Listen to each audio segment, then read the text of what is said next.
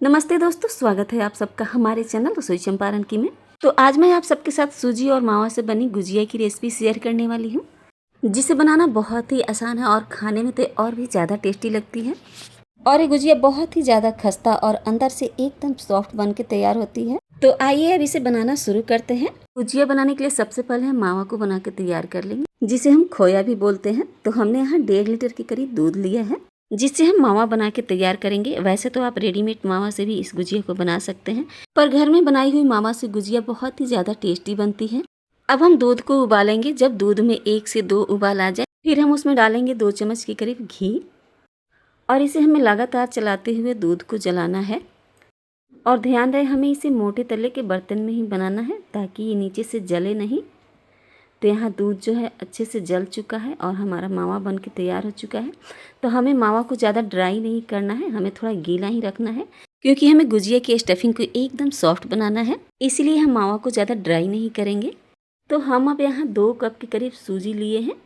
वैसे तो वज़न में सूजी 400 ग्राम के करीब है। अब हमें इसे भूनना है। अब लो फ्लेम पे इसका सिर्फ कलर चेंज होने तक हमें इसे भूनना है। हम इसे ज़्यादा नहीं भूनेंगे, सिर्फ हल्का इसका कलर चेंज करेंगे। तो बिल्कुल इसी तरह से एकदम हल्का कलर चेंज होने तक हमें इसे भूनना है। तो दोस्तों ध्यान रहे, जब भी आप अपने घर में इस सूजी मावा को गुजिया को बनाइएगा, तो मावा जो है हल्का गीला ही होना चाहिए, ज़्यादा ड्राई नहीं होना चाहिए। तभी गुजिया की स्टफिंग बिल्कुल सॉफ्ट बनेगा, इसे तलते समय फटेगा भी नहीं। तो हमें अब इसमें आधा कप के करीब चीनी डालना है। चीनी आप अपने हिसाब से डाल सकते हैं। फिर कद्दूकस किया हुआ हम सूखा नारियल डालेंगे। ऊपर से डालेंगे थोड़ा किशमिश। फ्लेवर के लिए हम डालेंगे इसमें 3 से 4 कूटा हुआ इलायची। हम अब इसे एक प्लेट में निकाल लेंगे और अच्छी तरह से इसे मिक्स कर लेंगे। तो दोस्तों हमने यहाँ 1.5 लीटर दूध से बनी हुई मावा में 400 ग्राम के करीब सूजी डाला है। अगर आप चाहें तो इसमें सूजी की क्वांटिटी थोड़ा बढ़ा भी सकते हैं, तो भी ये गुजिया की स्टफिंग बहुत ही बढ़िया बनेगी। तो हमने अभी यहाँ अच्छे से इसे मिक्स कर लिया है। अब हम गुजिया के लिए आटा लगा के तैयार कर लेंगे। तो हमने अभी यहाँ एक प्लेट में 2 कप के करीब मैदा लिया है। मैदा को हम छान कर लेंगे। तो हमने यहाँ मोयन के लिए 1/4 कप के करीब घी लिया है। वैसे तो आप रिफाइंड ऑयल से भी बना सकते हैं, पर घी से गुजिया बहुत ही ज़्यादा टेस्टी बनती है। तो 400 ग्राम मैदा के लिए हमें 1/4 कप से थोड़ा कम ही घी डालना है।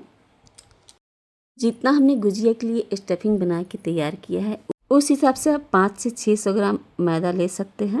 और फिर उसमें 1/4 कप के करीब पूरा आप उसमें घी डाल के मोयन दे सकते हैं, क्योंकि हमने यहाँ थोड़ा मैदा जो है थोड़ा कम ही लिया है। अब 1 से 1.5 मिनट के लिए हम आटा को इस तरह से अच्छे से मसल लेंगे।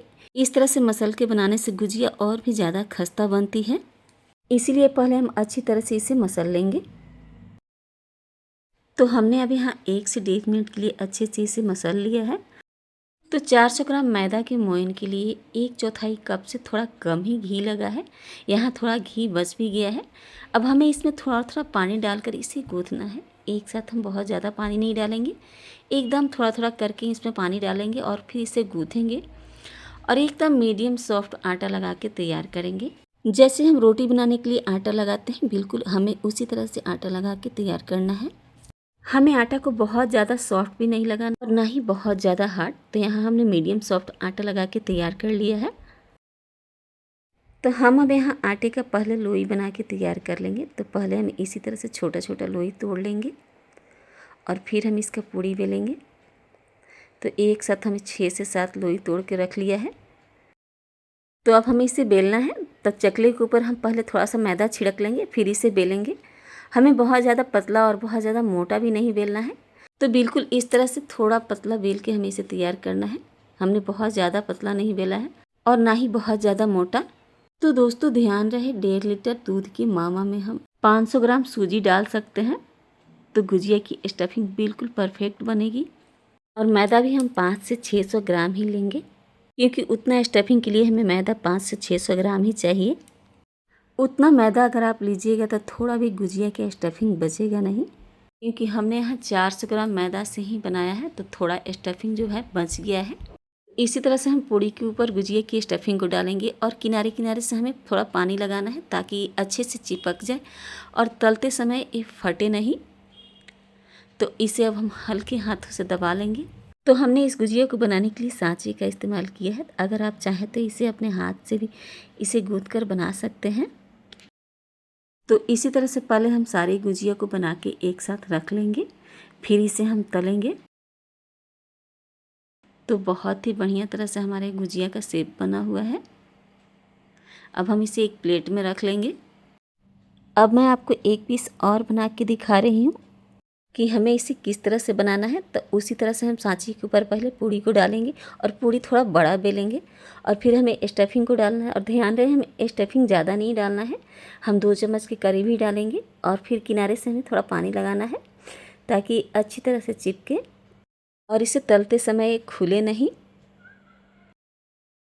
तो हमने अब यहाँ सारा गुजिया को एक साथ बना के रख लिया है और हमें एक कॉटन कपड़े को हल्का गीला करके इसे ढक के रखना है ताकि ये ज़्यादा ड्राई ना हो और तलने के समय ये फटे नहीं।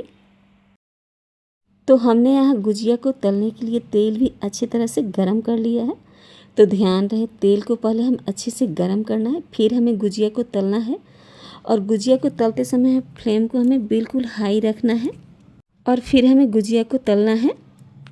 और एक साथ हम बहुत ज़्यादा नहीं डालेंगे, 5 से 6 ही डालेंगे और दोनों साइड से पलट के हम गुजिया को हल्का गोल्डन ब्राउन होने तक इसे तलेंगे। इसे तलते समय भी हमें ज़्यादा समय नहीं लगता है, 5 से 6 मिनट में ही ये हल्का गोल्डन ब्राउन हो जाता है और ये अच्छे से पक भी जाता है। क्योंकि गुजिया का जो पूड़ी है एकदम पतला होता है, इसीलिए 5 से 6 मिनट में ही अच्छी तरह से पक जाता है और 5 से 6 मिनट में ही गुजिया बन के तैयार हो जाता है। हम अब इसी तरह से दूसरे बैच को भी तल लेंगे। तो ध्यान रहे गुजिया को तलते समय हमें फ्लेम को बिल्कुल हाई रखना है। हमें अब दूसरे बैच को भी सेम उसी तरह से तलना है। तो दोस्तों देख सकते हैं गुजिया जो है तेल के अंदर जाते ही कैसे फूल के ऊपर आ चुका है और इसका साइज भी थोड़ा बड़ा हो गया है और गुजिया के ऊपर कैसे छोटा छोटा बबल्स भी बना हुआ है। तो गुजिया तलते समय अगर इस तरह से फूल कर इसका साइज थोड़ा बड़ा हो जाए और इस तरह से इसके ऊपर थोड़ा छोटा छोटा बबल्स बने तो आप समझ सकते हैं कि गुजिया ऊपर से बहुत ही ज़्यादा खस्ता बना हुआ है। अब हमने यहाँ सारे गुजिया को तल लिया है। तो आप देख सकते हैं कि इसका कलर बिल्कुल हल्का गोल्डन ब्राउन हुआ है और दिखने में भी बहुत ज़्यादा सुंदर लग रहा है और बना भी बहुत ही ज़्यादा खस्ता है। तो अब मैं आपको एक पीस तोड़ के दिखा रही हूँ कि ये कितना खस्ता बना हुआ है, अंदर से भी कितना सॉफ्ट बना हुआ है। तो बहुत ही ज़्यादा टेस्टी और बहुत ही खस्ता हमारा ये गुजिया बन के तैयार हो चुका है।